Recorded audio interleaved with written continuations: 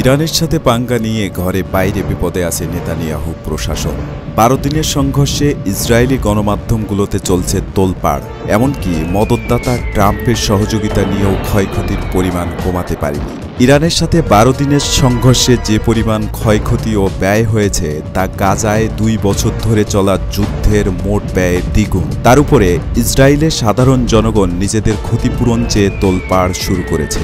যুদ্ধবিরতির 1 সপ্তাহ যেতে না যেতেই রীতিমতো হইচই শুরু করেছে ইসরায়েলি জনগণ নেতানিয়াহু প্রশাসনের দিকে। ইসরায়েলের স্থানীয় গণমাধ্যমগুলোর বরাতে আনাদুলু এজেন্সি জানিয়েছে, ইরান ইসরায়েল সংঘাত শুরু হওয়ার পর ইসরায়েলের কর কর্তৃপক্ষ অধীনস্থ ক্ষতিপূরণ তহবিলে প্রায় ৩৮,৭০০টি আবেদন জমা পড়েছে।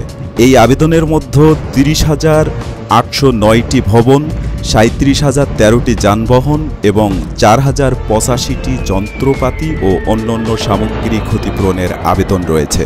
এই বিপুল সংখ্যক আবেদন ক্ষেপণাস্ত্র ও ড্রোন হামলায় সৃষ্ট ক্ষতিপূরণের জন্য সরাসরি করা হয়েছে। ইসরায়েলের ওয়েবসাইট বেহাদ্রি হারিদিমের তথ্যমতে শুধু তেল আবিবেই ক্ষতিপূরণ চেয়ে আবেদন করেছে ২৪,৯৩২টি। ইসরায়েলের দক্ষিণ অঞ্চলের আসকালন শহরে জমা পড়েছে ১০,৭৯৩টি ক্ষতিপূরণের আবেদন। ইসরায়েলি পরিসংখ্যান অনুসারে সাম্প্রতিক যুদ্ধে ইরান ইসরায়েলের দিকে ৫৫০টির বেশি ব্যালিস্টিক ক্ষেপণাস্ত্র নিক্ষেপ করে, তবে এর মধ্যে ৩১টি ক্ষেপণাস্ত্র জনবসতিপূর্ণ এলাকায় আঘাত হানে। তাদের তথ্যমতে তেহরান থেকে প্রায় ১,০০০টি ড্রোন ছোড়া হয়, তার মধ্যে একটি ড্রোন ইসরায়েলের শহরের একটি বাড়িতে সরাসরি আঘাত হানে।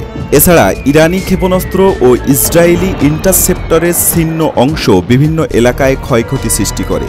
ইসরায়েলি কর্মকর্তাদের মতে সরাসরি হামলায় সবচেয়ে বেশি ক্ষতিগ্রস্ত হয়েছে রেহোভোটে অবস্থিত West bank institute of science এবং হাইপার বাজান তেল শোধনাগারে। যদিও নির্দিষ্টভাবে ক্ষয়ক্ষতির পরিমাণ জানানো হয়নি, তবে কর্তৃপক্ষ স্বীকার করেছে এই দুটি স্থানে বিপুল পরিমাণ ধ্বংসযোগ্য হয়েছে।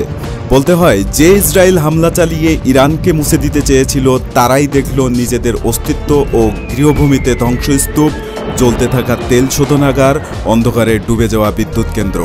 ইরানের এই পাল্টা আঘাত শুধু সামরিক ছিল না, ছিল রাজনৈতিক প্রজ্ঞাপনার উন্মোচিত প্রতিচ্ছবি।